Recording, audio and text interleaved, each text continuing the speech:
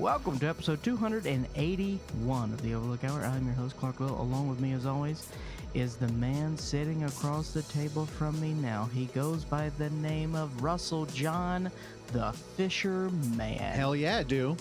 That's my name. God. What's up? How are you doing? I hate that I have bowed down to your you gave pestering in. Yep, terrorism. of being first Yeah. Well, introduced. It's the respect I deserve. And as soon as you realized that you were the first one being introduced, you were bobbing your head up and down incessantly. You were blowing a ghost. That's for Randy, because I have a camera right in my face, only for his benefit. So, know your spot, Randy. And Randy Michael Stat is also here from Atlanta, Georgia. That's me, and yeah, I do feel weird about being introduced second now.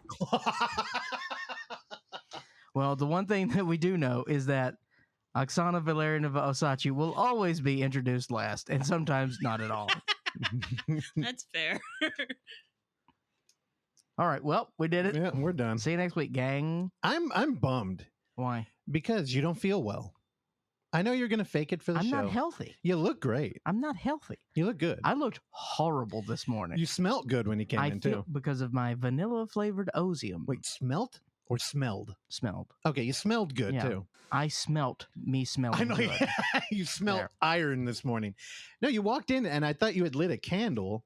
It turned out it was just your Febreze to cover up the cigarette smoke. I've lit 2 candles this morning. He does have a tobacco and vanilla candle, though, doesn't he? Oh. Yes, I think the current candle I have is actually it may be tobacco flavored. Do you ever I like also that believe candle? I have the same one. Flavored, scented. Oh, Randy's got the same candle, dude. Randy, what's your candle situation? That's the only one I have right now. Tobacco and vanilla. Did you get it at Walgreens? I got it as a departing California gift from a friend. Oh, what nice. the? And it wasn't Clark? Negative. You got 2 friends who light that god-awful candle. I think this person just knows that I don't mind the smell of cigarettes, and also I am very basic, aka vanilla. Oh my. Also, vanilla is a flavor. Okay, Yes. Randy. Is that your jihad, dude? He's very You adamant. fighting for vanilla? That's a shout out to Nick Weiger from the Doughboys. Okay, no, we don't shout them out. You stick in your lane, Randy. You can shout out the Cellar Dwellers, the 3 Friends, or Scary Hey, Thoughts. I think it's you shout out Cobra. Not anymore. It's true. I broke up with them. I think I it don't came know. up in the last month at least. Yeah, It definitely did. did. I have to allow it. Only because of the TBR report. It was a good way to frame that guy. He really was Russian Cobra. I don't know, Oksana. What do you think? I think if we give him if we give him an inch, he's going to take a mile with it. I might actually be to blame for that mention because I said that when we watched that movie. You did. It is her fault. God, just quickly No. throw the blame around, man. I was ready to fall on the sword, but she stuck her neck out, so bring the blade down. Man almighty. Well, because when we looked that guy up, a bunch of people make videos about him and I don't know, Yeah, there's content created on somebody else's dime.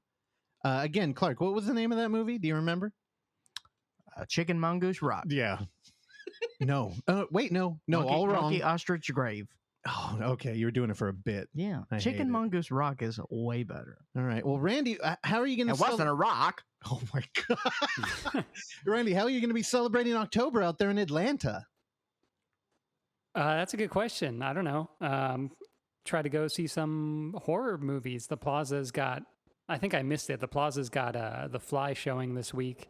Ooh. And I think Dune's playing soon. That's not really October-ish, but they got a bunch of older horror movies they're showing, and I got to do my homework and start watching some more horror films again like I did last year. Wait, the new Dune or the Lynch Dune? They're showing the Lynch Dune When's the new Dune? October 22nd. Oh. Yeah. It's going to be a home box office, correct? Wait, I don't Yeah. know. I think so, yeah. Oh, okay. I mean, God, if you're going to watch that movie, go in the fucking theater. Yeah, because it's Warner's. Denis Villeneuve wants people to see it in IMAX. Oh, well, then I have to. Yeah, I feel like I do not want to see that on my television. I don't really want to see it. I get it. No, I told you I'm reclaiming. I'm digging a grave for FOMO.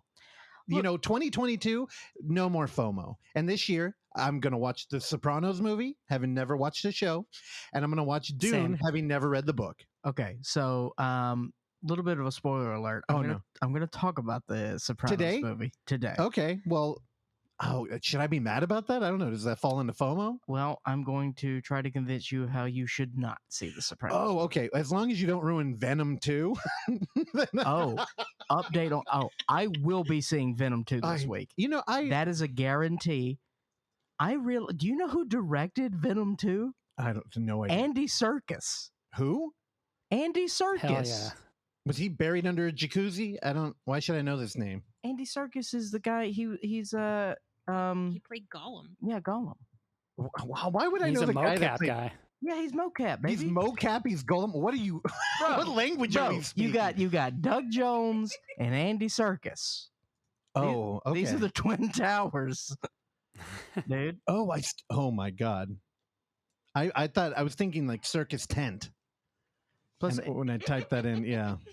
Oh, okay. He's Planet of the Apes and Lord of okay, Gollum. I get it. Yeah, and he's directing. He's done some directing. He's directing. Before. He's been directing films. He's directed a couple in the past, but yeah, when I saw Venom 2, Andy Serkis. Also, Venom 2 is PG-13. It looks dumb as F.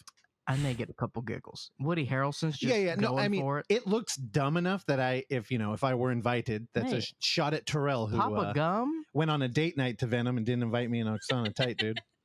Did he enjoy Venom?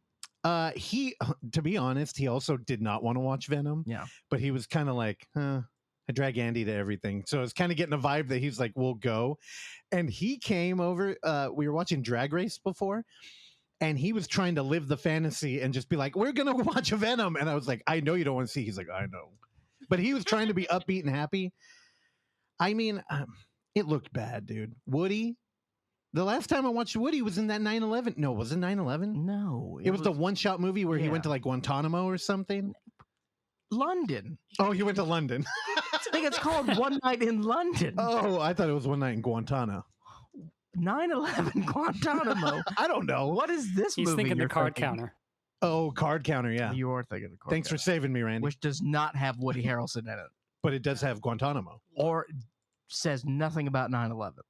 All right. That was a shot in the dark. Don't really know what's happening there. It was called Lost in London. Lost in London. There you go. Did anybody watch that movie? I know it was like a one night only. I was going to, but I didn't because I went to a live event, live script reading of King of the Hill. Oh, yeah. So you weren't there. Mm-mm. It's on. I think I saw it with you. Oh, Randy was there. Yeah. Oh, it wasn't one shot. It was fucking live. that's right. That's right. They streamed it live in a movie theater. It was a Fathom event, which is always weird because they don't do trailers before it. So they condition you to show up to a movie a half hour late. And then you go to a Fathom event and you're like, what the fuck? They're on time today? And Willie Nelson's in it. And the Two Towers are there. And you're like, I thought this was about London. I'm just let you sit there. I'm gonna let you sit in that. Oh, the audience, regret your decision. the podcast listeners, they're loving that. They're like, that was a cool callback. Before we get into it, I do want to mention 9/11. Yes. For the fifth time. I've done pretty well with this travel thing, but finally, on Friday, it happened. After I think 16 or 17 weeks of doing this, I started to leave important stuff in the hotel room. Oh no! Yeah, my glasses case gone. Also, Not that bad. Randy, my novelization of Once Upon a Time in Hollywood also gone. That was just dead weight anyway. No, I was reading it. No, you weren't. I'm 100 pages in. Bullshit. Still? 100%. I take my time, Okay.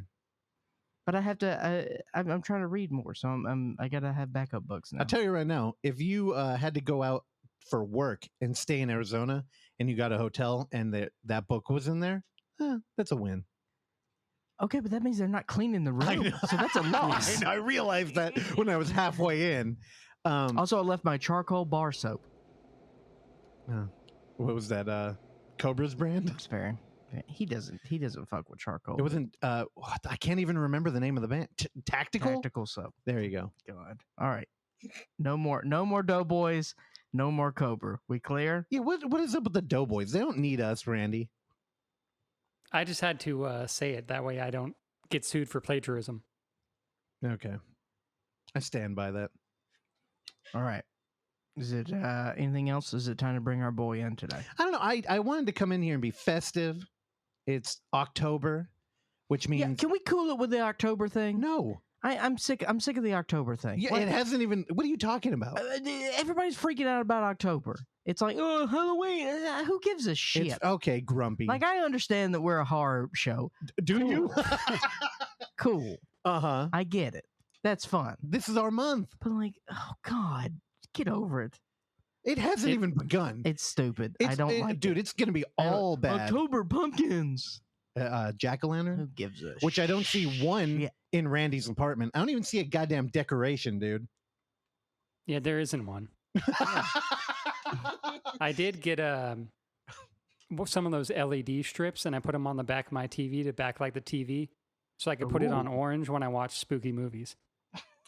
Dude, Randy, I both hate you for saying that, but I also genuinely got excited. And It's pretty tight. You can change colors I'm too. semi-impressed right now. Dude, that's cool. Make it orange. Now all you got to do is start posting pictures of your TV and like have your legs out. God, you must have Wolfman legs. I don't know. too. With all this backlighting, that's very Nicholas Winding Refn of you, sir. No, dude, Hell could yeah. you know what I'm talking about? Where like girls are on the beach and they have like a drink and they take a picture. It's like their thigh down to their feet and then the beach. And Yeah, it's always, of it'll be course. Randy on a bed. He'll have his Wolfman legs out and his orange lighting on the TV. No, he wouldn't do that because it would show he will not show us his bare feet with his tattoos. Oh, is it on the top of your foot? Do people get the bottom of your foot tattooed? Yeah. Dude, hobbits do it all the time. Can you do that? Why couldn't you? People I get don't their think palm. it would work on that skin. I Yeah. think you just have to get it touched up all the time. People get their eyeballs tattooed. If only we had a person who Googles things for us. If I they know. could- What the producer, can you please check that out, please? What do you think I'm doing? All right. Yeah. When prompted. Yeah. All right. I don't know. Nothing else interesting happened? No, I just gotta go back today.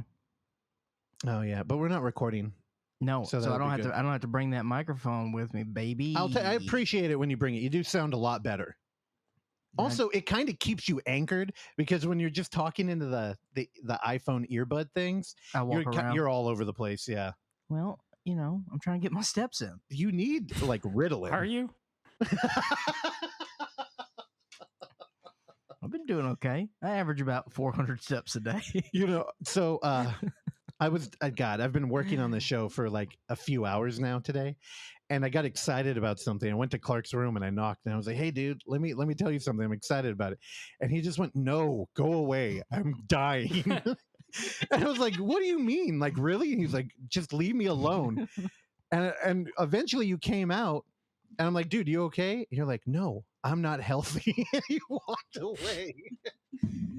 Was that a dietary thing you were talking about, or? No, I feel tired all the time. My body is telling me something is wrong, but I'm not going to the doctor. You said that in beats like you're about to break into song. When you listen to this back, you'll appreciate What it. can you say? I'm a music man. You are. 76 trombones. I'm worried about you. It's from the Music Man. You got a tapeworm? I wish I had a tapeworm. know. I could drop 50 lbs. But now, what if you were shooting liquid out your rear and then like a tapeworm was in it? I feel like that would murder you. You'd die on the Do you spot. understand? Listen to me very closely and very carefully. Every single bowel movement I have ever had, every single bowel movement I have ever had, I've always done the worm check. And that's just looking at it to make sure I don't have worms. Do you remember? I've done that since I could poop. What, Oksana, can you look up when we talked to Jai Love? Because I remember the best part of that interview was when he was talking about the lead singer of Kettle Cadaver actually taking a poop and having worms in it. Yeah. But maggots, I think, which is actually your nightmare. Yeah, it's horrible. That's what we can do for October. We can talk about our nightmares.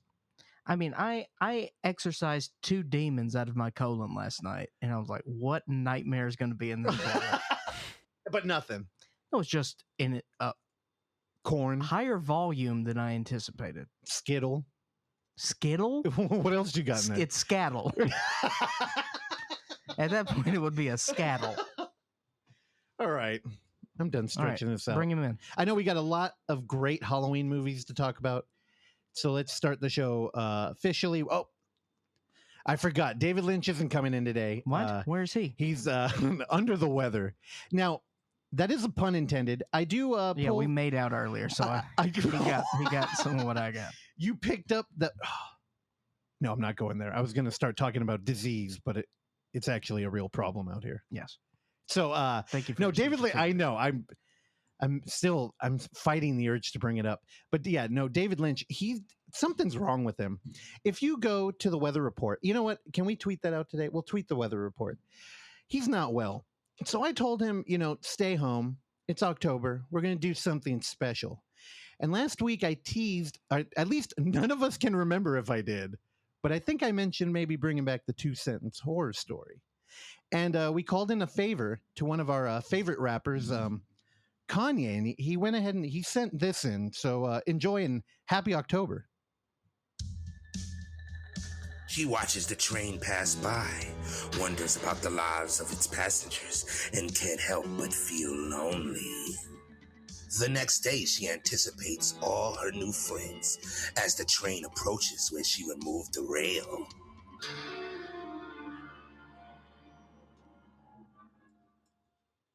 That was our friend Kanye East from Cameo. Why did you? What? You double outed us right there. I would have just said Kanye. I mean, look, the bit is in the name. So we are missing an opportunity if we don't say the name. Also, that 2-sentence horror story was the last one we received before we fired the old host of the old guy who used to read it.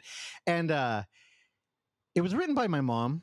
My mom, who I guess fancies herself a writer, wrote like fucking 300 words in this thing. And navigating Cameo, Oksana, what did it have to get cut down to? Like 100 characters or something. It had to get cut down to 100. So we had to pay Kanye 2 times for each sentence to get that to work.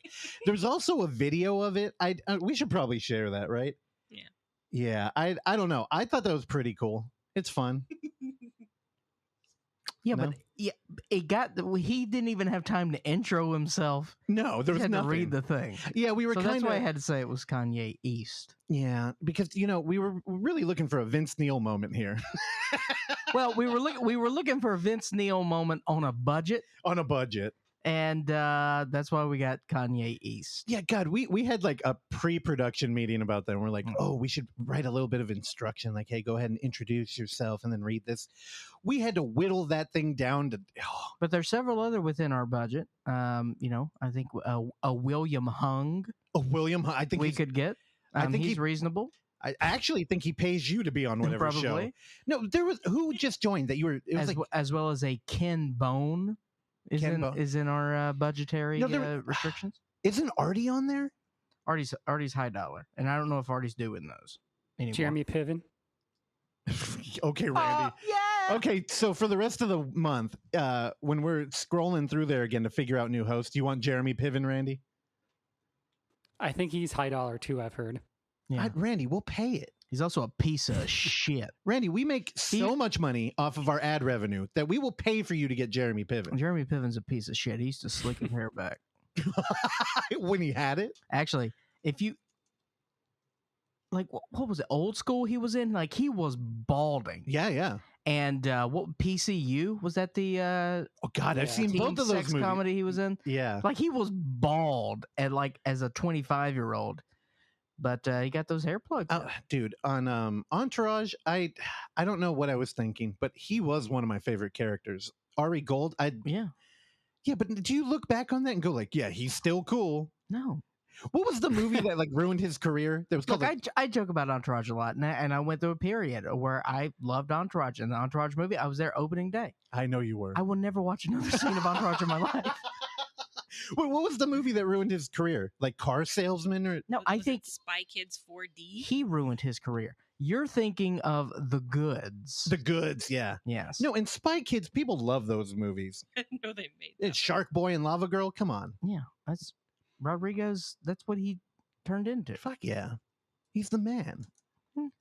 He loves digital fuck film. All right. Now, last week, we also teased something, which was potentially covering all 49 different Bloody Mary movies. And, yeah, are you ready for this? Your first ever segment?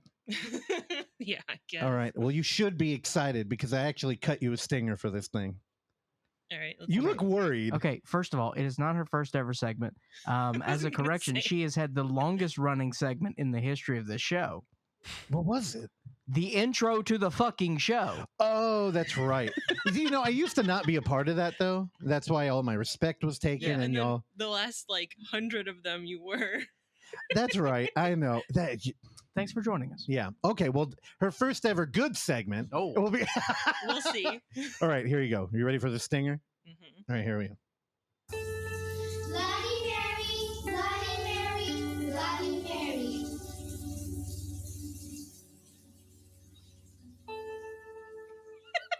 I was waiting for a scream or something. I know. No. I know. Randy dug that background, that BGM. Sounds like an Unconditional Arms song. Yeah. No. What did you say? You said upstream. Explosions in the sky. Okay. All of those Yeah. could work. Yeah. What was I saying? Upstream color? That was a telly, dude. Dude, it's good. You know what? Let's play it again because Bloody Mary. You're supposed to say it 3 times anyway. Bloody Mary, Bloody Mary, Bloody Mary. That's good BGM. But are you also supposed to run the shower at the same time? Okay. You're in the bathroom usually when you say it, right? Thank you. Maybe? Yeah, but that doesn't mean you run the shower. It wasn't the shower. That was the shower. They had the faucet on. That's It's a waste of water, regardless. Yeah. Oh, okay. Maybe they're filling up a bath. I don't know where that came from. I do. And they were running the faucet. Why? Sounded- I don't know. Sounds like a shower. They might have made I up don't their like rules. water waste. I'm with Randy on this one. It Did bothers it me. make you yeah. want to pee? No, I just don't like water waste. It bothers me. All right. There's no reason you should take over a 6-minute shower. Okay. Well, what about then? Do you have a beef with daily showers?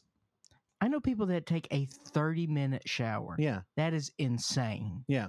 These people need to be locked away. Well, we had a Brazilian buddy who lived here over a decade on a green card or on a work visa that expired, months in, and he used to take multiple half-hour showers a day. That's insane. After any significant moment of the day, it's dinner time, he'd eat, take a shower. Oh, I'm hanging out watching TV. Oh, I'm going to the club, take a shower. Get back from the club, take a shower. I heard someone who used to take a shower every time she pooped. Afterwards. I also get that. I like how Clark, he's down for that though. Yeah. There'd be 5 showers a day for you. 3 most days. Well, if he has the liquids running down his leg. Okay, one more. Let's reset it one more time. Oh my 3 times. God. Bloody Mary. Oh, I have the. Bloody Mary, Bloody Mary. All right. So the first movie of this segment was found on YouTube under the title, which is impossible to search, Bloody Mary. Premiered on YouTube in July of this year. It premiered on YouTube? Mm-hmm. Indeed. Turns out it's a movie called Mary, Loss of Soul from 2014, and there's absolutely no Bloody Mary in it. But this movie is insane. Boo. Hey, you know what? Yeah. Go ahead. Run it down.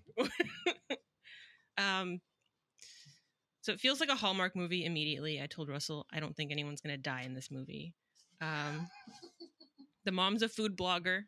The dad is some nondescript job that works with accounts. So when they celebrate, they have cigars and garlic. They have 2 daughters. I don't remember the youngest one's name, but Mary is a dancer, but she's not so good. She's not doing well in school, as is evident in this really horrible clip. Oh, which one do you want? You want me to play the first one? The report card one. All right, here we go. Butcher's hook. You know, I'm cheesed off. Blimey, if you don't like me graze and order yourself a new daughter. I did me best. You're talking a load of cod swallop. Here you are, asking for some grub when you come home with a card with a load of C's on it. You are a smart girl. When are we going to see evidence of it on your report card? You've been faffing around. That's just naff. You know what, Flaff? Naff, both of you. Mary, you're more than smart. Yeah, that's That's people having a stroke. that's the natural conversation they had when they opened her report card before spring break. Yeah, they're faffing about. That movie reeks of like Lifetime. All that fucking contrived dialogue. Yeah, It's actually kind of great. love it. All right, so after her report card, they still go to the vacation at their lake house. It's all they ever wanted. Yep. Where after a montage of just like dinner and swimming, even though it's too cold to swim, Mary disappears for a period of time. It morphs into a scene where they just have the cops there and no one knows where she is. They can't reach her, even though she's usually really good at communicating with parents. And I don't know where she shows up, but she's different. She's not smiling at all, which she usually does. She can't taste anything. She can't dance, which for her is like not being able to breathe. It sounds like she got corona. Listening back to this, I don't know how that didn't kick in when we were watching it, but when she's like, I can't taste anything. Father, I have the corona. And she- Oh, quit faffing about. Quit faffing. Oh my God, I hated that scene. It was terrible. When you told me to pull that clip, I was like, oh no. Yeah, it might be the cringiest part of this whole script, but Also, are you going to go beat by beat through every Bloody Mary movie? Because if we're going to try and hit all 19, no, I already skipped over a bunch of shit. all that very relevant plot in this film. I did feel a weird like corona narrative, but this movie was from 6 years ago, so Oh, so they're insiders. Oh, yeah. They're clearly patient zero here.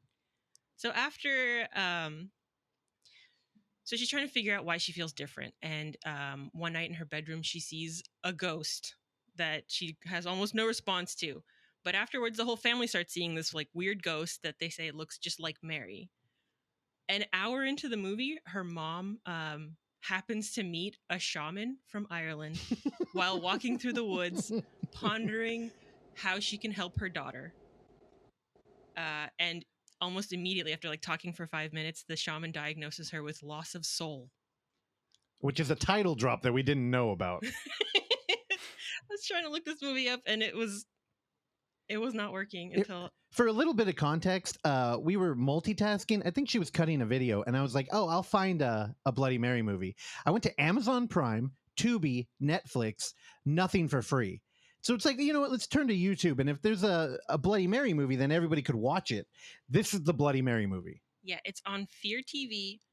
Bloody Mary full free scary movie is the title. What is Fear TV? No idea. It's the channel. It's one of those On channels where YouTube? they Yeah. have a bunch of free horror movies for whatever reason. They're kind of like the kings of horror, where it looks like they take movies that were mismarketed. You know, I prefer my kings to be from Leon.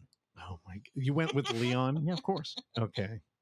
I do like Kings of Leon. Why? They're terrible. There's a Shreds video that is like my favorite. My dad one day was Oh, drunk yeah. and he was freaking out. You know, tweet that to make this whole point make sense. And to close, Randy, your thoughts on Kings of Leon?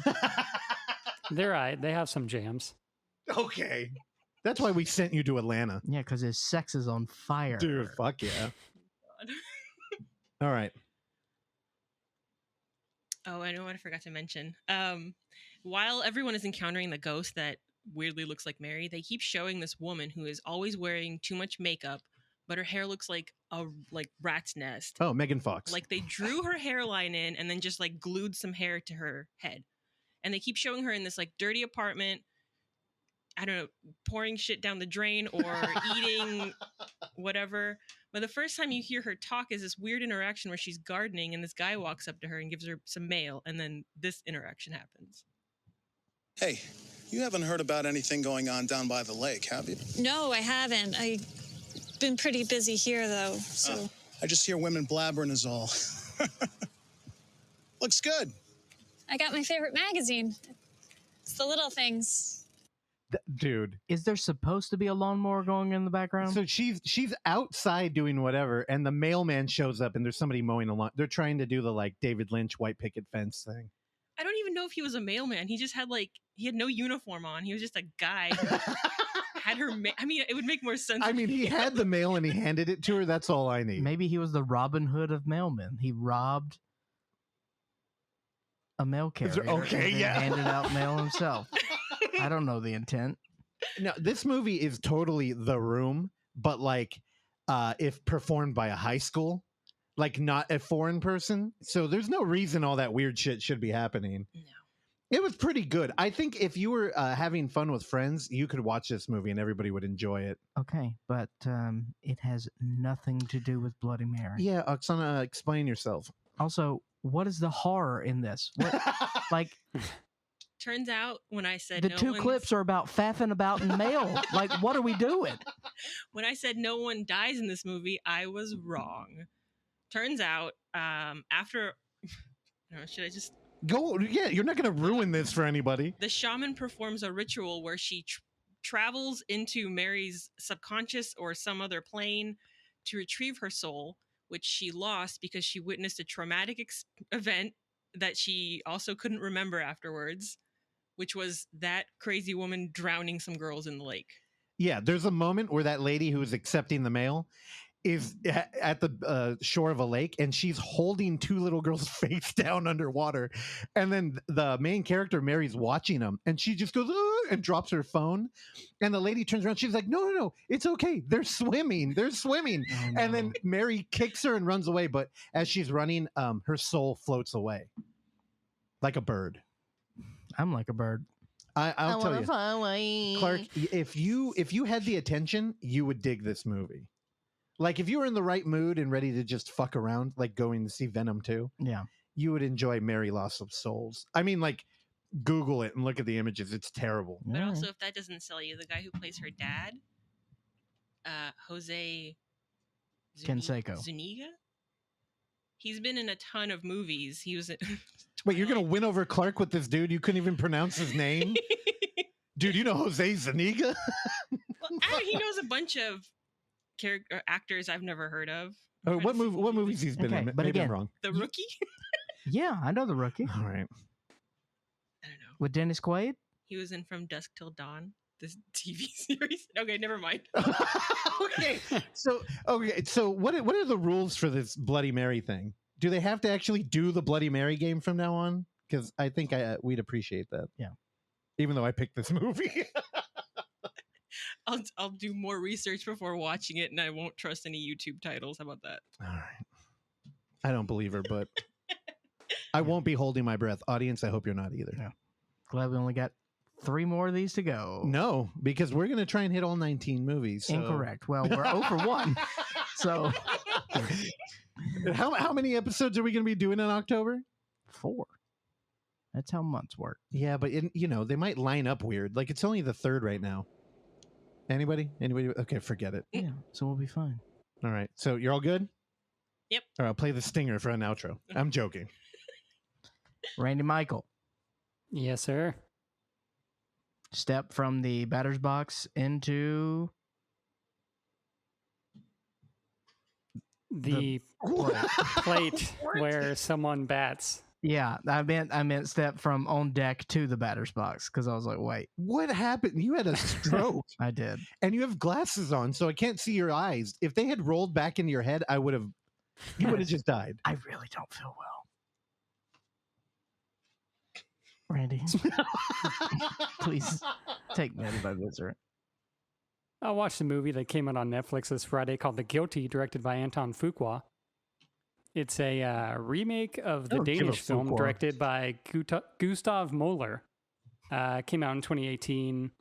I saw it, sometime in 2018 or 2019. Did this new remake need to be made for American audiences?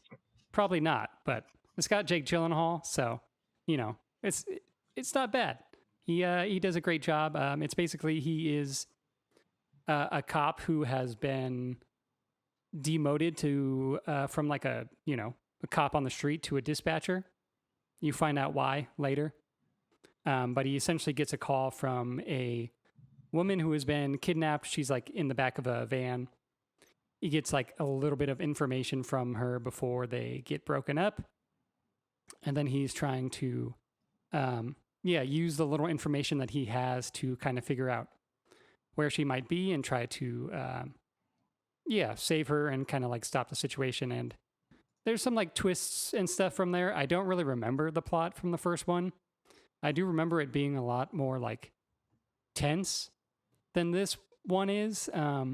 I think they shot the new one, during like the early stages of the pandemic. And there's like these weird cutaways like from the dispatch office to like the side of the highway that look just like super cheap. Like they just sent like a second AD out to just like shoot. Like you don't see people or anything. You just see like behind cars. And it just, I don't know, it looks kind of weird. And it like cuts the tension of like just seeing Jake Gyllenhaal like in the room, like kind of like, stressed out and freaking out, trying to figure out what's going on. Yeah, I don't remember if didn't they only do it once? I think they did it like twice, maybe 3 times. Okay, I have recollection of them doing it once, and I was like, "This is stupid." Yeah, it wasn't a ton, but it annoyed me enough that I don't remember that being in the original. And yeah, it, when you cut away from a shot like that, it, it really right like loses your attention and like cuts the tension that is happening in the movie. But I don't know, it was okay. I gave it a 3. Like I said, Jake Gyllenhaal, I could watch pretty much do anything, and he's really good in this. Riley Keough, I didn't realize, was the voice actor for the woman in the car, and then I guess Bill Burr shows up in it as a voice for a minute. Did you not catch him when because it was very clearly Bill Burr? It did, yeah. He only appeared once, yeah? Yeah. Okay, yeah, I heard him that time. Apparently Ethan Hawke did a voice too. I didn't recognize Ethan Hawke, but... Oh. But, yeah, I don't know. It's okay.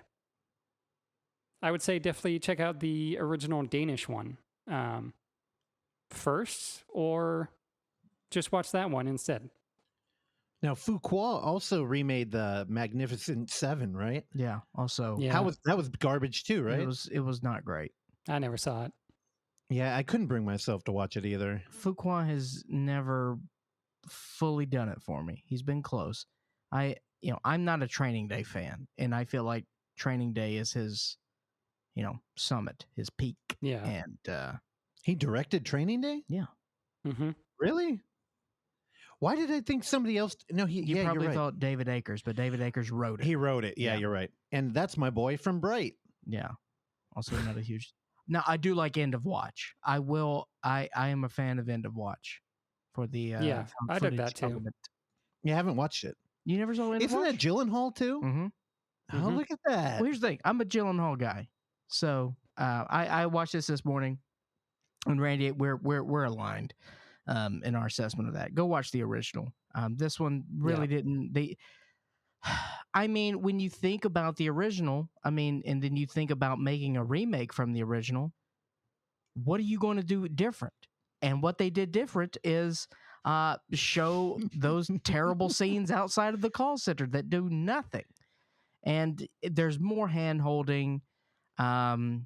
It's fine. It's a solid 3. All right. And I will never watch it again. Well, I mean, when you're dealing with the remake, do you want like a shot by shot, or do you want a new direction? I don't want a remake of this. I just mean a remake in general. But I understand from a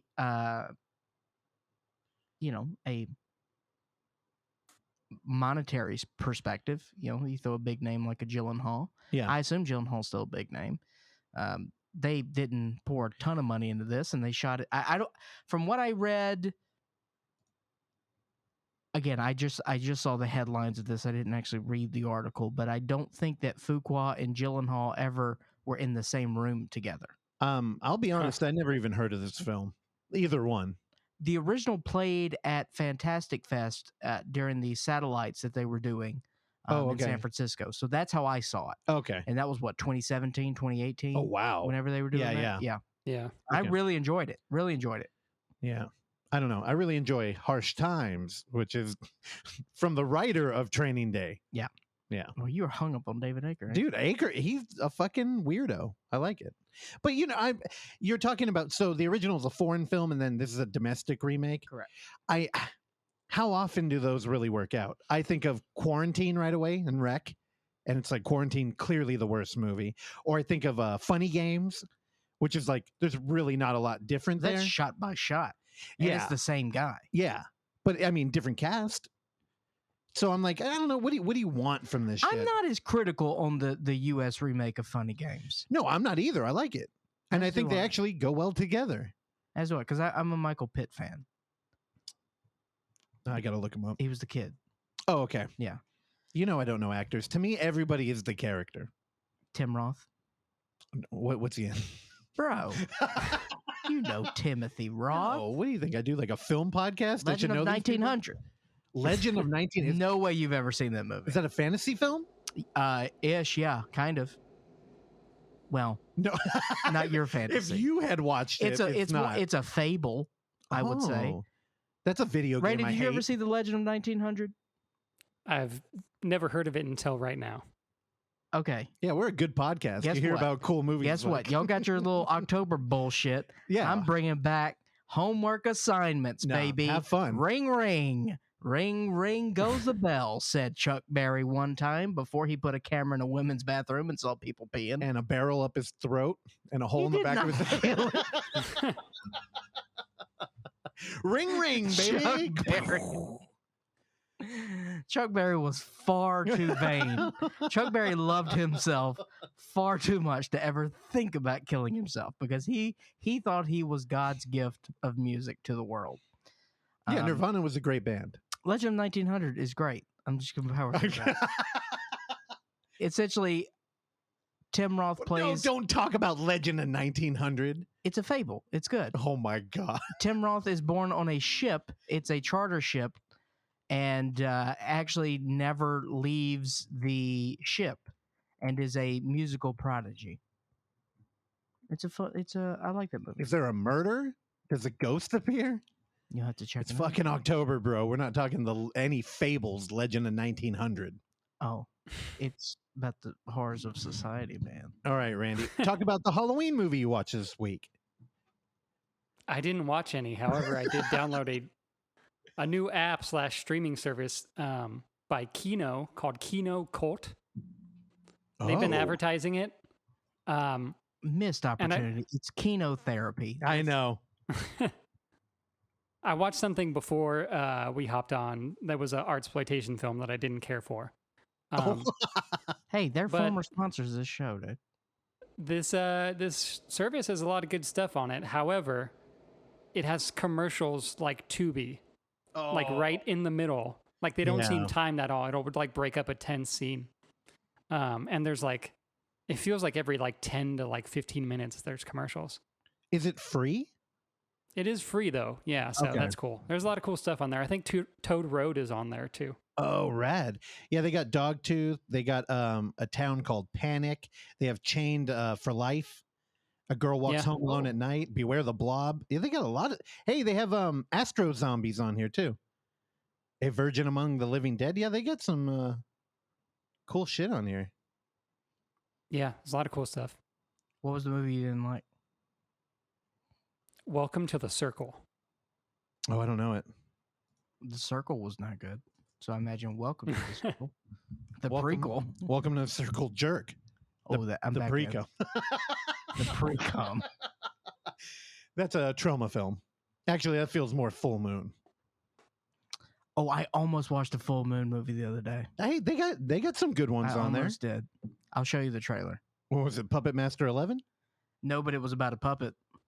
Okay. It was a doll. I'm instantly not interested It's anymore. called like Binky Baby or something. Oh, Binky Baby. I'm back in. Yeah. I'll try to track it down. All right, Randy, anything else? That's it. Okay, here we go. We are kind of up against the clock. Kind of. I mean, we got time. Way to intro your new segment. That's why, yeah. So set the timer because I've got a lot of movies to cover. Now, I did watch The Guilty. I also watched the movie that, Russell, you're going to talk about. Everyone on the show watched the movie that you will close out with, so I imagine that we'll have, there will be an involved conversation, so I will withhold my commentary regarding that film. I won't even tell you what that movie is, because I am all about building suspense. Speaking of building suspense, here we go. Set the timer. What are we doing? 10 minutes? 10 per movie? No, you idiot. Okay, all together. Yeah. Okay, yeah. Set it at 10. Ready? Right. And whenever you say go, I'll start it. On Sunday, last week, I saw a movie directed by Joe Carnahan. This is called Copshop. It's out in the theaters right now. Starring Gerard Butler, Frank Grillo, and my boy, Toby Huss. Toby Huss is worth the price of admission. This movie is fun. It moves quickly. It's got an insane body count. Don't take it seriously, and don't get overly bothered with the terrible ending that tries to tie everything together. And this movie gets so ridiculous, you just go along with it. It's fun. Gerard Butler is actually very palatable in this. Oh, wow. I feel like people are split on Gerard Butler, right? Yeah. I like him. Hey, he's okay. I think he's charming, and he's charming in this, and everyone is morally bankrupt, and I that's fun. I'm also a Frank Grillo fan, and Frank Grillo's solid in this. I feel like Frank Grillo, we're in a Grillo-sance. Okay. We're in a Frank Grillo-sance as far as I'm concerned. And he's great in this. And Toby Huss just crushes it coming in. I mean, he chews up all the scenery that he is in, and they just let him go to town, and he just does it. And I had so much fun with Copshop. I did not have fun with the new film on Netflix called Worth. It came out September 3rd. I have not heard a whole lot of people talk about it, and that's probably for good reason. An attorney in Washington, D.C. battles against cynicism, bureaucracy, and politics to help the victims of 9/11. This film is about Ken Feinberg, who was the special chief. Special master? I don't know. It's a real dumb name they give people. And he was basically in charge of the 9/11 Victims Fund. Okay. And that was a job that nobody wanted. Michael Keaton, his character, Ken Feinberg, the actual guy, took that job along with Amy Ryan's character. And Amy Ryan, Russell, is, of course, Beatty from The Wire. Beatty from the... Which one's Beatty? McNulty's wife. Oh, okay. Also, there is a... What is that? Do you hear it? I don't hear it. I hear it. Maybe my phone's. But okay. It's driving me insane. It's the metronome, dude. We're trying to keep you on beat. Yeah, no, it's like a fast beating heart of static. It's the name of my new album, dude. I don't know. Randy, Heart of Static. Take that and run with it. Worth is just not good, guys. Keaton's fine. You know, he's fully committed to that Boston accent, and that's cute. They just really, really, really pull on the heartstrings here. And, you know, like, oh, okay, we get it. I'm good. And it's not great. Stanley Tucci plays sort of the savior of the situation, to where Michael Keaton is, you know, his heart is in the right place, but also he's trying to get a job done. So the formula that he proposes for the victims, obviously a lot of people didn't appreciate the formula. I was like, why is my son's, you know, life, who was a janitor, not important as the CEO of your daughter? Yeah. That's the thing. So, he was the one who basically started a campaign against it, but then they actually worked together, and 97% of people filed, because they needed 80%, and they fought really hard. It was like 2 years that they got get all these victims, and they had like 3,500 people or something, and yeah, they got 97%. I think all but like 40 some people did not file for that, and they settled for $7 billion.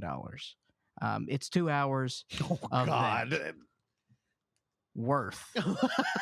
Not a lot. It's not worth a lot. Thank you so much. Hey, you still got good time going. Okay. I've got 2 more here. And All right. I hope they're all Halloween appropriate. very quickly, 0% Halloween. I told you about a couple of weeks ago, the Netflix series Untold, which they do sports documentaries. And very briefly, I just want to mention Crimes and Penalties. And this is about, and this is a good setup for the next movie. The real life Tony Soprano of Danbury, Connecticut. When his son was 17, as a birthday present, he bought him a minor league hockey team and made him president and general manager. This is a real story. This is your dream. And that kid was a huge hockey fan. He was also a huge wrestling fan, and he wanted to combine that together. Oh, hell yeah. So he got this ragtag group of hockey players, and he actually got a couple of professional hockey players because NHL was on strike. Oh, and they were just fighting all the time. And they actually got the commissioner of the IHL in the documentary, and that guy is a character. And the third act gets a little weird. And they've actually got the real life Tony Soprano guy who served prison time, but essentially he made his fortune of a trash empire. He was a trash empire. Yeah, he owned a bunch of garbage companies, and so the name of this hockey team was called the Trashers. Oh, I don't. Very interesting documentary. Wait, so it really happened? Yeah, highly entertaining. Is there footage of like hockey pro wrestling? Yes. Oh, what? Yeah, it's highly entertaining. Highly entertaining. Untold Crimes and Penalties. All right, I've got 3.5 minutes. We're going to go over. Oh, no. No, I'm going to play you off, dude. Well, we're going to go over because you may have some probing questions about The Many Saints of Newark. No, we're not probing. A Sopranos film. Oh, okay. This movie's based on the hockey owner. So that guy was the real Tony? That's what they say. But his name wasn't Tony. No. It was Joey. I'm going to own a fucking hockey team. Hey, oh boy. What was his name? Who's going to get some fucking wrestlers? What were they wearing? Well, here's the thing. His name is James. But here's the thing why they say with the Sopranos. He actually had a signed picture of James Gandolfini autographed. And he said, to the real Tony Soprano. And also, Tony Soprano's son in the series is named AJ. The kid's name in real life is AJ. Oh, that's proof. There we go. I'm just saying. It's there. All right, you got By 2 the way, minutes. Sorry, it's the UHL, not the IHL. Yeah, get it right, dude. Okay. The Many Saints of Newark. I really was of course I'm excited about this. Me too. The Sopranos is one of the greatest television series of all time. That's what I hear. And, they were going to make a movie. Great. And it's the same writer. It's the same team, and they're reliving it. It's back. This movie's not great. I did not. Shut your fucking mouth. No. My introduction to The Sopranos is going to be bad. Please. Please don't do that. Why? I don't foresee a reason why you should watch this if you have not seen The Sopranos. And even if you have seen The Sopranos, maybe you'll get more appreciation out of this than I did. And every once in a while you'll go, oh, that was cute. They did a good job. I got a reason for you, dude. I appreciated some things of this. Honestly, I think the character work in this is fine. I've got no issues with the casting and how they did with certain people. Like the guy who played Silvio, he totally got Little Steven's facial expressions. He also nailed his walk. Yeah, it was cartoonish, but guess what? It's cartoonish in the fucking show. So they nail it. And I think that the best performance is probably from Corey Stoll, who I'm a huge fan of, but he plays Junior Soprano. And the way he did Junior was just perfect. And I really think that added a lot to the movie for me, frankly. Ray Liotta's solid in this too. But the whole narrative is about a character who is not in the show. And the whole movie is centered around Dickie Moltisanti. Now, we know Dickie Moltisanti because we know that Dickie Moltisanti is Christopher. Okay. He's Christopher's father. But Dickie dies when Christopher's very young. Dickie so we dies? knew this. Dick is dead. So dead dicks, dude. The thing is that the movie opens up very strangely, where we're sort of panning through a graveyard, right? But as we pass each tombstone, we just hear we go in and out of talking of that dead person as we pass their tombstone. Then we hit Christopher's tombstone, and then he takes the story from there, and talking about Tony. And they've actually do a little inside thing about like when Christopher. Yes, I know. We're going over. Shut it the fuck off. What? I'm not doing that alarm. I'm doing the dumb Bad Ben thing. Oh, it's the website. Of course. Thank you. All right, you're out of time. Okay. So. Said it 4 fucking times. Yeah. So. He narrates the film to a certain extent. It's and that's Michael Imperioli. The thing with the show is that you need to know that Christopher dies, and he dies at the hands of Tony. So Tony actually kills Christopher. Christopher is his nephew. They are very close, and Tony was very close to his father, played by Alessandro Nivola, who you will know from The Art of Self-Defense. He was the cool. He's that guy. Yeah. He's great. The acting is solid in this. Also, Joey Diaz gets shot in the head. Oh, tight. I was going to ask you. I'm going to tell you, he has a decent role. Like he has a name, and he has several speaking parts. He has a name, and he gets shot in the head, and that's probably the most visceral part of the movie. Oh, it's pretty good when he gets capped in the back of the head. And then they have his funeral, and they've got a picture. It's just Joey Diaz's face. Mm-hmm. That was the only time I laughed in the movie. Was it a comedy? But actually, I listened to an interview that David Chase did. David Chase did not direct this, but he created the series and actually wrote the script. And he had an interview with Marin on WTF, and he was explaining that they had shot this thing before the riots with George Floyd happened, and it mirrors each other. A lot of this has to do with rioting in the 70s. Okay. And he said this predated this by a year. Like, we shot this before quarantine. So it just happened. With the racial tension plays a big part in this, but it's just, you watch it and just, what's the purpose here? Also, it takes, and the biggest selling point of this is that, Gandolfini's son is in it, and he's playing a young Tony. He doesn't show up until an hour into this 2-hour movie. Oh. So he's in the movie for an hour. I really thought it was all about him. No. All the coverage I've heard is like... The movie's centered around Dickie. Okay, yeah. And it's not a bad movie. It's just strange. I don't know. I was ready for you to come in guns a-blazing here. I really wanted to. Yeah, it happened. All right. Well, I do have one reason to watch it this way. Chronological order. Don't do it, man. Don't do it. Because at least I'm not going to power parts of this were like the nuances that the actors were doing. Like, again, Corey Stoll was incredible. I thought he was a great Junior, because Junior is probably one of my favorite characters, and the way he plays a young Junior and the way that he never could fully relate to Tony, they nailed that stuff. Yeah. It's just the story was just kind of meh. But honestly, I think they did a pretty good job with the character stuff, and I know that people disagree with me on that, and that's fine. You can go fuck yourself. Yeah, it's not doing incredible on Rotten Tomatoes. I really thought this was going to be like bulletproof, but also there's at the end of the film. Oh, you're going to ruin it? There's sort of a seminal moment that's happened with a young Tony Soprano. And you know it's the end of the movie because they start playing the theme song of The Sopranos. Oh, God. Did you cry? And I was like, oh, no, I think I openly sighed. Well, you do that anyway. You walk downstairs. Me and Oksana laugh every time we hear you through the wall going, oh, it could be anything. It could be nothing. I exhale, dude, and I'm not healthy. Randy, did you watch this? No. Okay.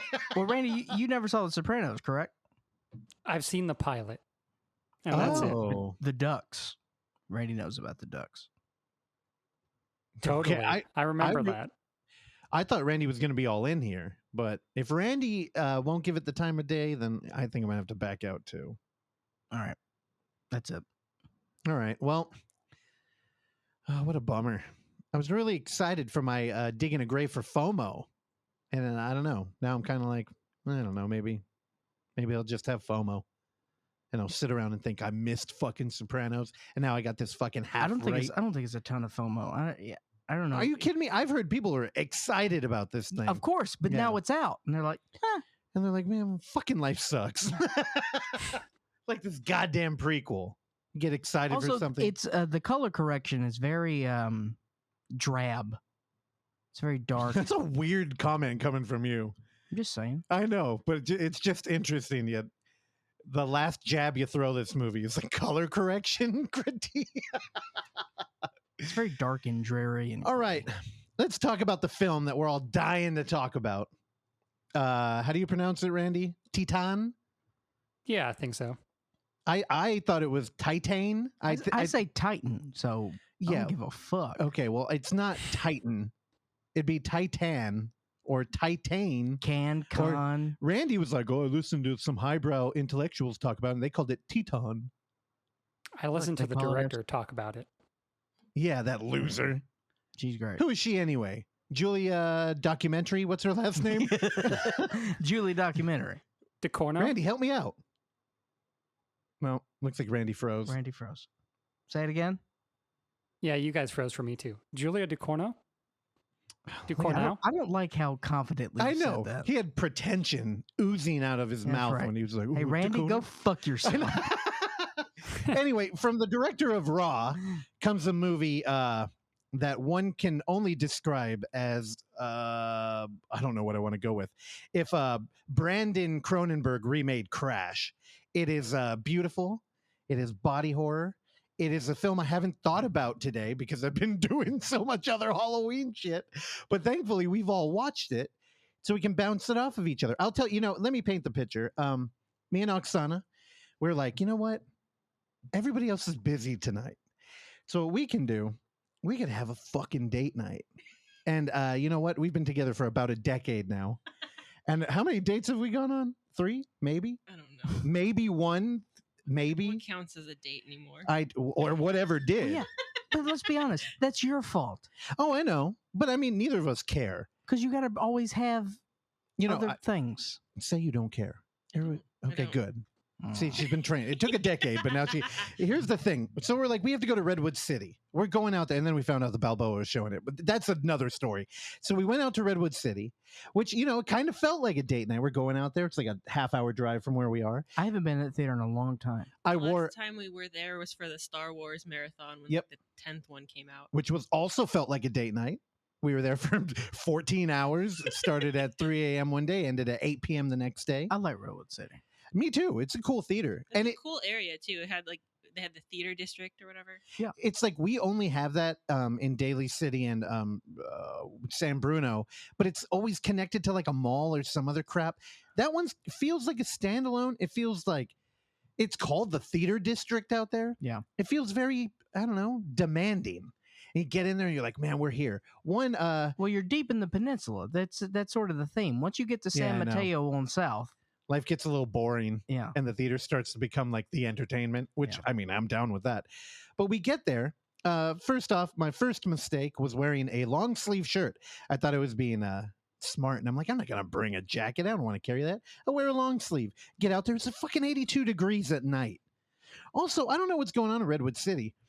We were walking by all these like patio restaurants where they just, everybody's sitting outside eating, except everybody was a tween. I'm like, where are the parents out here? We're walking around with all these tweens and like short shorts, and they had tables reserved, right? Tell them I'm not crazy. Yeah, no, it was all outdoor seating with like the string lights. Very romantic. Yeah. Wait, what night did y'all go out there? Friday. Dude, Friday night's tween night. No, it's not. Yeah, in Redwood City. That's not a thing. Yeah. You almost smiled. You're lying. Of course it's not a thing. It's tween time, You everybody. ding-dong. I don't know. It was weird. Also, we got out, we parked, got out, and instantly walked the wrong direction. We circled the whole block to get to the theater, which was a right, and 10 feet away. We went left and around the whole. So we got a little exercise in. I really got to feel the choice of wearing that long sleeve. It didn't feel good. I used to go to the theater all the time when I lived in San Mateo. It's a good theater, and I'd go back. This night, Used to catch the train. yeah, I When I remember took it, you yeah. very proud of that. You'd wear that dumb fedora. Yeah. Oh, it's train time. Train day. Did you It's- read a newspaper too? Possibly. Oh, God. He had penny loafers on. He was very proud. Yeah. You dream of being a middle-aged man. I don't dream of being. I am a middle-aged man. God. Okay, so we get out there, and mind you, I don't know anything about this movie. I enjoyed Raw a lot. It was kind of, I didn't like the way that it was hyped. Like, again, I always mention how the Alamo, they gave out barf bags there. And I'm like, what are you doing? Now, this movie can never live up to a barf bag. But we get in there. First thing I'd like to mention, that theater was it was crowded. I'm like, whoa, dude, what? It's tween night out there, but yet we have a full house for fucking Titane. And we sat down. Everybody hates this. We sit in the back row on the floor. So we were the only people down there. That's the fucking life hack. We're the only people who are like, this is fucking date night. This is great. All the fucking children are up there. The movie plays. Nobody walks out, because I've heard everybody mention that, like, oh, no walkouts. This is a movie that I could see people walking out of. I had no walkouts in mine. I had 2 walkouts in Copshop. Oh, you did? Yeah, with 15 minutes left. Now, I've also heard complaints about Copshop. What? I just, people have texted me like, oh, Copshop garbage. I had fun. I also heard complaints about the fucking Nicolas Cage movie that none of us watched. Randy saw it Randy, twice. Randy, you watched it twice? I saw it once for a film festival, then I saw it with the Cellar Dwellers last weekend. Oh, did you talk about it? They gave him a shout out on today's episode, and then he said, Randy was. They pitched it and packaged it in such a way where they made Randy sound responsible and not lame for not joining them, talking about the show. Why didn't you join them? It was a Sunday night. I think the showing was at 7:30, so it was like 9-ish after it ended, and then they were going to go back and record. I had to wake up. I go to work early. Randy, I'm talking to just Randy right now. They can't hear me, Randy. You realize when I mentioned earlier that we made a ton of ad revenue, that was a lie. We need a network. And you and Clark, you used to be on Twitter a lot. You did pretty good, honestly. I was about to fire Oksana, but here's the thing: you fell off, man. If you get invited onto another podcast, you better go. We're whoring you out. That's why you're in Atlanta. Oh, I'll go on again sometime, or I'll go on sometime, but they know me. I've already told them straight up. I was like, yo, I go to bed at like 9 p, so and I'll barely see a movie at 7 p.m. Okay, well, did you like it? It's okay. Okay, 3 stars.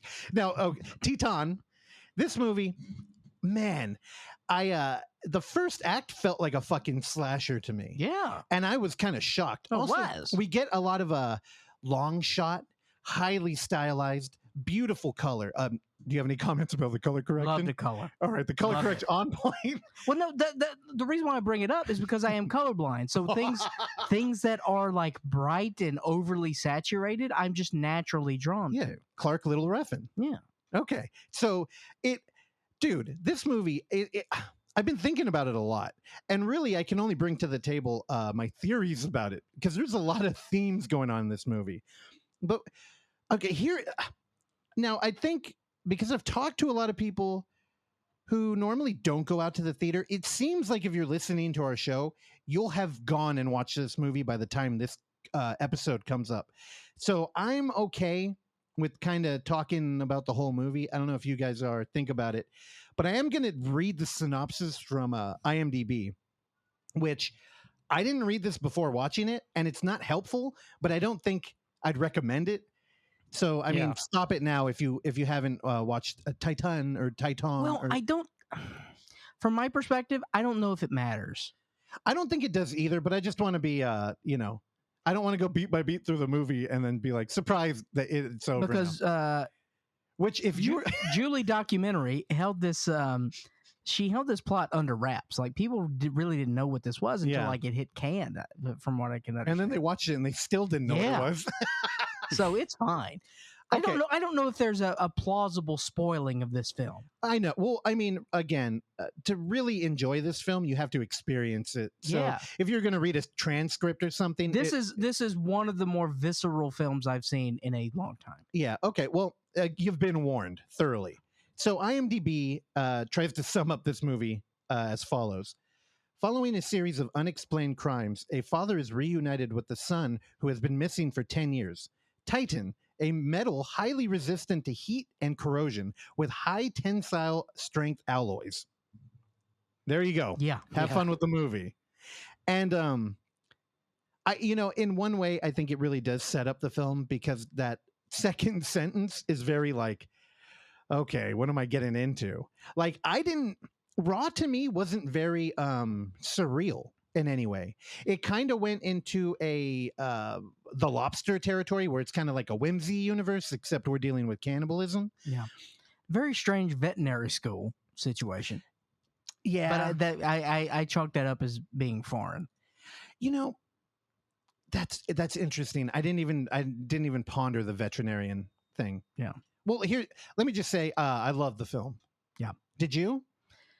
So, obviously, I was excited to see it because I loved Raw. Raw hit me immediately when I was in the theater. Okay. And I have refused to rewatch it just because I felt like that I didn't want to ruin that experience that I had. And sometimes I do that with films, where I'm like, oh God, if I rewatch this, maybe it doesn't mean as much as it did when I saw it. Yeah. And I love Raw. Loved Raw. Loved a raw dog. This, it took some time. But I will tell you, I have thought about this every day since. Yeah. I really haven't stopped thinking about it, and I kind of knew that after I saw it. That this was, and I will go see this tomorrow. I'll go rewatch it because I feel like I owe it to myself to do that.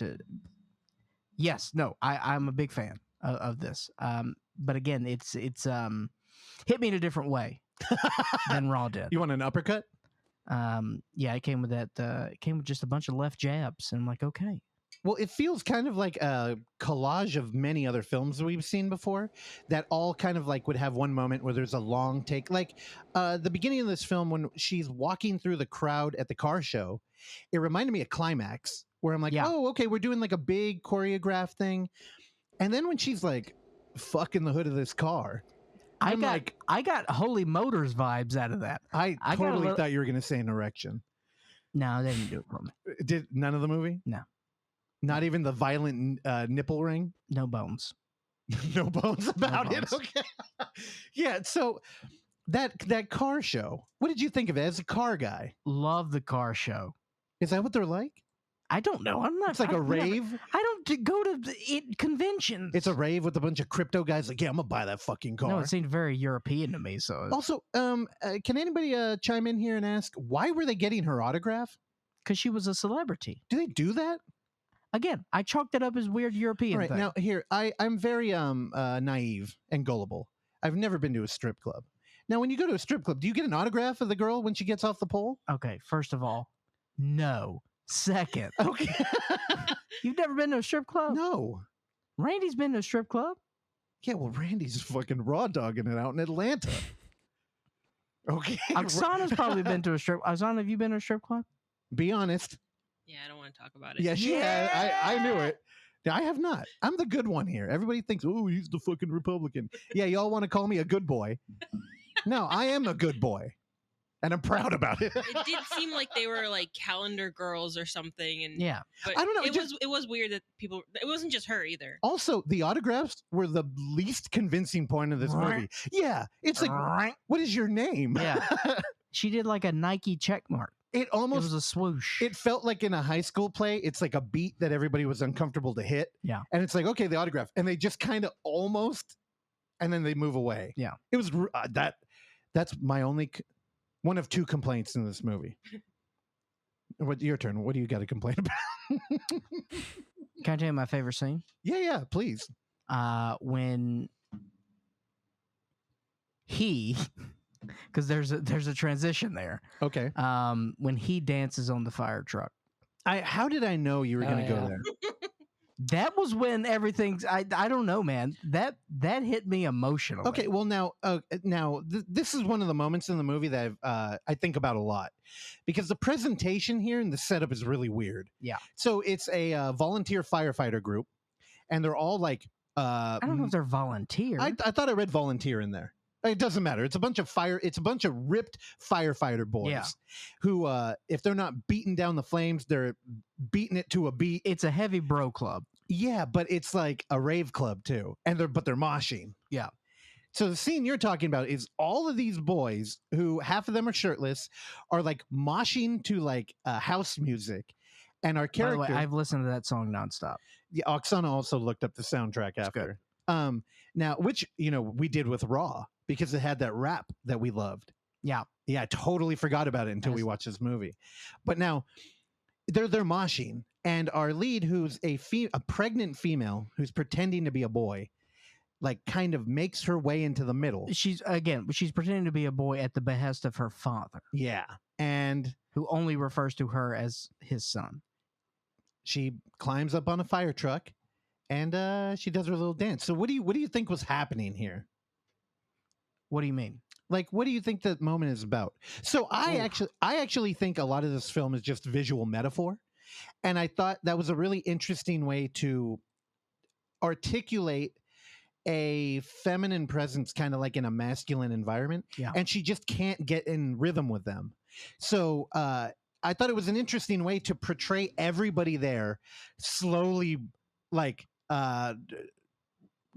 having their attention set on her. Like, what's up with this? Like, you know what I mean? She's up on the truck dancing. Yeah, because she's back in. She's going to what she knows. She's back in her element. Yeah. So despite the packaging of that, it's like it's in her. Like she's expressing herself, regardless of what they're seeing, because she's doing the same thing she did at the beginning of the movie, but the presentation and the packaging is polar opposites. But do you think there was really a rave happening with all the firemen? Because there's moments in the movie that are like, so in the beginning of the film, there's a car accident. Yeah. And what I thought was a little boy ends up hitting his head on a window, and they put a plate. By the way, that little kid is a piece of shit. A piece of shit, but they're just acting out, and it's a child. I know. I would have. So the dad, who is not likable instantly, just from looking at him, loses control of the car while trying to shut the kid up. Actually, I think they unbuckle their belt, and they're like, buckle back up. They turn around, skid out, wreck. The only person hurt is the kid who wasn't buckled up, and they put a plate in their head. And, there's a moment in the beginning that actually kind of felt like Malignant to me, where it was like this ominous science fiction like little bit. Yeah. And they're like, hey, if there's any neurological damage, let us know. Which I thought was just them saying, hey, you have an unreliable narrator now. Which actually, I didn't even realize that was a female at first. Yeah. Which I think a lot of that stuff is on purpose. And, sure, when she's like fucking a car, I don't think she's actually fucking a car. Yeah. Right? Well, again, think about the context, because she goes outside of her apartment door, and then she goes into this giant like warehouse thing. Yeah. So it's like, I took that as a fantasy sequence. Yeah. Well, I took all of the car fucking as like her escaping mentally. Like when before the car fucking, again, like going back to the beginning where she's getting the surgery, and then they're leaving the hospital. Yeah. And then she fucking hugs a car and is petting the car. Yeah. And then title sequence. Mm-hmm. I'm like, okay. Yeah. I mean, she's clearly interesting. She's a quirky character. Well, yeah, no, my immediate thought was, oh, she's attracted to alloys now. Well, that's why I brought up Crash. Because Crash is, hypersexual. Did you check out the Cellar Dwellers episode on that? Yes.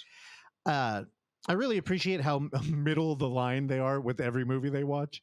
Like I don't know if I've heard an episode where they're like just through the roof about something, and they're so like even-handed with it, and they're kind of right. It's kind of like a softcore porn that's got like a weird kink at the center. Yeah. Where this movie's really like, it goes all the way, and it kind of deals with that whole PTSD kind of like trauma, like acting out. But I think when she's fucking the car, like that first guy, when the dude wants an autograph, he wants her to like lightly brush his paper. I think that dude just like forced himself on her, and it actually happened. Yeah. Yeah. Okay. So we all agree there. So when I look at like the rave, I think like that's not a rave, and it's just like the ho hum of the regular day, like when they're in the kitchen. I think it's a rave. You okay? Yeah.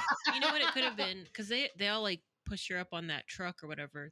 I thought they wanted her to jump, like so they could catch her. What? But that she misinterpreted it and started like dancing. I don't know. Yeah, I don't know. I was so like in tune with the whole like this is a visual metaphor thing. Well, okay, what about the pregnancy? I mean, all this stuff I think is a visual metaphor for us, but I believe that in the film it's all diegetic. Like it's all actually happening in the film. It's just an alternate reality type of thing. So do you think she actually killed people? Yeah. Yeah, for sure. See, I don't. I think murder was making love. I think it was her way of like dealing with the tension, even when she didn't want to. And I think she was hella good at it. Well, I think she actually killed her parents, and that's why that's the one that she runs away, because it's like that one. She didn't bone anybody. She locked them in a room and lit the house on fire. Yeah. So I think that was a real murder that she had to flee from. Oh, dude, can we talk about her mutilating her face? Oof. I don't know about you guys. I was covering my eyes during part of that. I looked down. I was cringing for sure. I didn't like turn away, but yeah, it was rough. And I'll tell you, when she was hitting her nose, seemed pretty real. Now, see, I don't think she was hitting her nose. She was punching her eyes, trying to give herself black eyes. Well, then she tried to hit the... Well, she did the nose on the corner of the sink. Well, yeah, but I thought there was an attempt to do the nose. Well, yeah, she did the nose. Yeah, believe me, the nose got what the intent was. Yeah, Oksana screamed during that. Trying not to. She screamed, not like a oh. Yeah. And it terrified me. I was already on edge, but like there was such good crowd control there because all the fake attempts, like you always hear horror directors talk about like, oh, you got to play with the beats. Everybody knows the beat of the film. So it's got to be a little bit off beat. So when they look back, then the scare comes in. Totally did that with the self-mutilation there. And again, I mentioned it earlier as a joke, but that nipple ring was also... Dude, was killing me. Like this and Raw had the like really violent scratching that always like every time it happens one of her movies it like fucks with me really bad. Yeah, well, that's a type of body horror that I think we can all relate to. My favorite kill was the chair leg in the mouth. Yeah, that was brutal too. It looked really good. Yeah. She sat down. Did everybody laugh when she sat down? Sort of, yeah. Our theater, so I didn't know what to expect, especially when this movie clearly took a like violent turn. And our crowd, there were two dudes who were clearly like stoned out of their mind.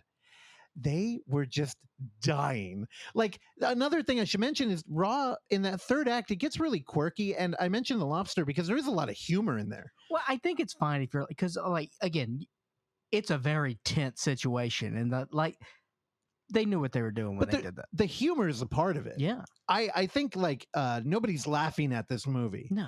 But you're laughing with it. Yeah. And how much did you love her a surrogate dad?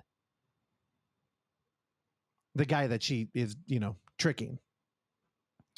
Oh, the firefighter. He was great. Who's that actor? Is he another shit Randy? I feel when I was watching him, like I bet Randy knows this dude. I don't know. I do know that her original dad was the director of Nocturama. What? Oh. And then the girl with the nipple rings was the main girl in Raw. Oh. Yep. Oh. Dude, I'm movie blind. Like if people are in a movie, I'm just like, okay, this is the only thing they're in and they're made for it. Randy, you weren't going to tell us about the Nocturama director? The what? The next one? The father played really drunk man in Lahane. Oh, look at that. Dude's a tour de force right here. That's a Yeah. French phrase, right? Yeah. No, when He was great. when homie was embodying hyper masculinity, who was, kind of at odds with his like feminine side, I loved, dude, when he was like roiding out in the mirror, the 3 mirrors. That's my favorite things: steroids, ripped men, and duality. And bruised ass cheeks. Dude, He's like, try to avoid the bruises. you loved that, didn't you? I was like, worked out. Or at the end of the movie, did you want him to, go all the way? It was building towards that, wasn't it? But were you worried or were you excited? Look, if I was excited, I'd tell you. I was worried. I was worried. Well, because I think everybody wants it to work out. Yeah. And it won't work out if they like when she's kissing that hairy belly. One, I was thinking, is that what Randy's belly looks like? And then the other was, this is going to end poorly. Randy, what'd you think? Of that, or Yeah, of the belly. Is yours hairier or not? yeah, it's probably about the same. Mine might be hairier. Oh yeah. It's a hairy boy. Yeah, I don't know. I loved it. Oksana, give us the feminine perspective. I also loved it. Hell yeah. Gross stuff starts happening to her like immediately after that car interaction. She turns into a like, I don't know. I don't know. It all the body horror stuff like really. It was really weird. effective. After we watched the movie, you didn't want to talk about it. Like I kept like, a lot of people will turn to me after a movie like this and be like, "What'd you think?" And I'm like, "No, what'd you think?" Like, because I don't want you to change your opinion. Oksana would not tell me. I mean, I said I liked it. I really liked it, but I couldn't really elaborate on it. I was still trying to, I guess, figure it out. And then you asked me how I would describe the movie to someone else, and I was like, that I spent the whole car ride back trying to figure that out. Well, see, that's the thing. I also had an interesting after movie experience regarding this, and this will be the last thing I'll say on this. Where I took a lift back to my hotel. Movie theater that I go to was about 10 minutes from the hotel. So I'm on my way back, and I'm picked up by an elderly woman who is a Lyft driver, driving a Suzuki SUV. She shows up, and for the first 3 minutes of the car ride, it's like she had an actual script that she was reading. Thank you for riding Lyft today. My name is blah blah blah. I just want to let you know that you are my first ride of the night. Again, this woman's 70 years old. On her radio is Christian rock. She asked me if this music is okay and if I would like to change it. I can change it. She could change it to whatever I would like. Also, I want to let you know that at the conclusion of our ride tonight, I will be handing you an alcohol wipe for you to please wipe down your seat buckle and the handle outside. Also, masks are optional. I am fully vaccinated. and it was, I mean, just 2 minutes of just everything, asking me questions. Here's the thing. Lyft drivers and Uber drivers in Phoenix, I try to I always have my headphones on. Every single one of them wants to talk. That's why I miss being here, because no one wants to talk. Great. And you sat directly behind her, and you kicked the back of her seat like in Titane. Right? Maybe I should start doing that, or I should start sitting directly behind her, because I sit on the opposite side. Yeah. Because I feel like that's what humans should do. Just kicking the seat. Hurry up, bitch. I don't care.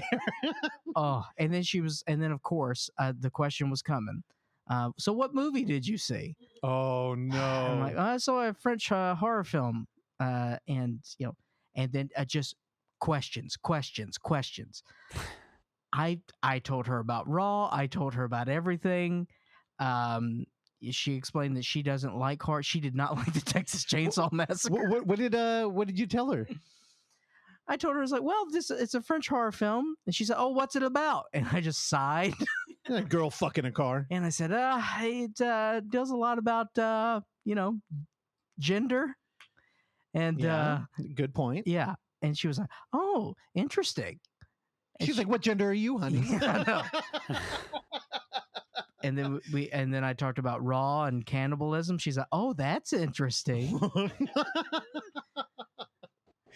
And I was like, "Well, do you like horror films?" I don't like things that are too gnarly. Like, I did not care for the Texas Chainsaw Massacre. That was the first thing she brought up. Yeah, she's like, I didn't like the Texas Chainsaw Massacre.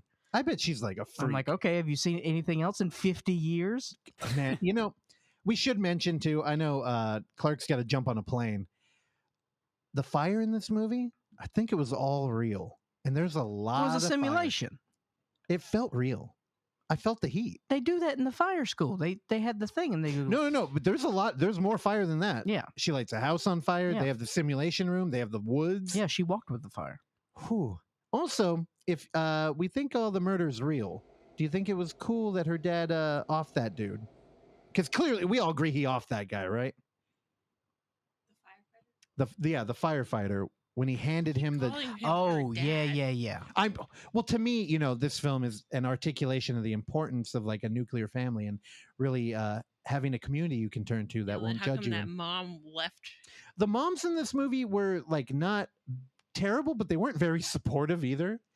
And I think, there's a strong bond between a daughter and a father and a son and a mother. Yeah. Like me and Clark are clearly mama boys over here. And you love your dad. You talk about your dad all the time. Yeah, but I talk about my mom too. Do you? Yeah, that I'm turning into her. Yeah. And you articulate that as like a bleak future. Oh, here's another thing. When I was driving, much like in the movie theater, Oksana screamed because she thought I was going to hit a car. Now, before you say anything, I like to drive a little fast, Yeah. Clark, he watches F1. I fucking live it. You're a reckless driver. That's my middle name. You treat your cars terribly. I ride it hard. Because the way you drive. I pump that pedal to honestly, the fucking metal. It's insane to me that you've been driving for 20 years. 20 years, and baby. You have driven the same way since you were 15. But does it check out when we did a trip to Texas and back that I got 3 speeding tickets? Of course. You've been driving for 20 Here, years. I'm going to do something very dumb. I know it. I'm going to knock on wood too. Never a speeding ticket in California, baby. Never a one. Me either. Left for a weekend, got 3 in other states. Yeah. But I'll tell you this. Also, you know what? I'm a goddamn hero. I've been working all through COVID. When everybody was locked up and scared, I was out there riding the nasty road, baby. There were no other cars. I was alone. But what the fuck's the speed limit? I'm doing 115 in reverse down 101. Yeah. Well, then there were coyotes out in the street. Oh, I know. There were roaming packs of lions and shit. It was terrifying. Yeah, and Oksana screamed. And guess what? We were in the far left lane, and I was braking behind a car, and she screamed. I almost swerved. You almost had a plate in your head. Yeah, and you almost fucked a car. Yeah, and then I'd have to get your autograph. All right, Randy, how many stars? It's a 4, baby. Oh, damn. Whoa. Yeah, it's great.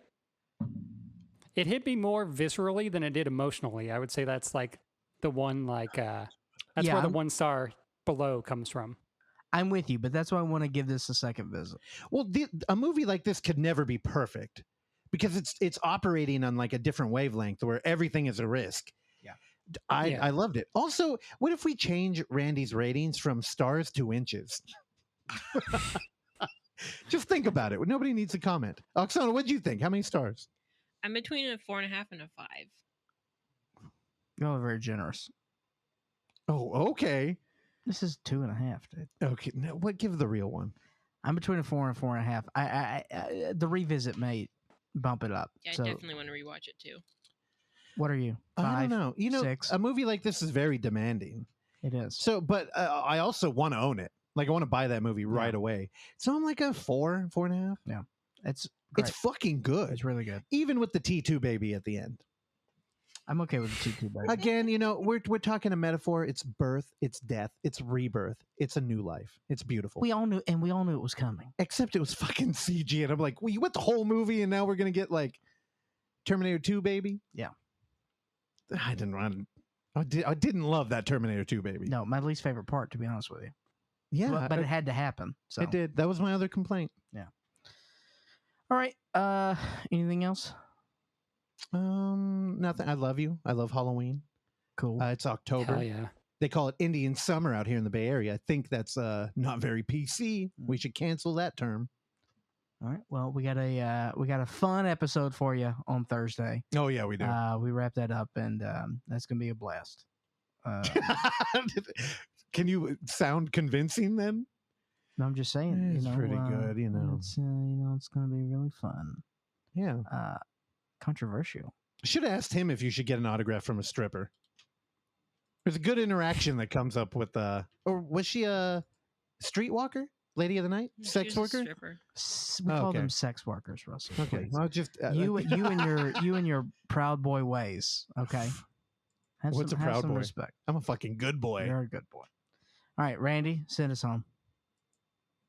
Yeah, sure. If you've been listening to this podcast for a while and you enjoy it, go ahead and give us 5 inches on your podcast app of choice. I love you, Randy.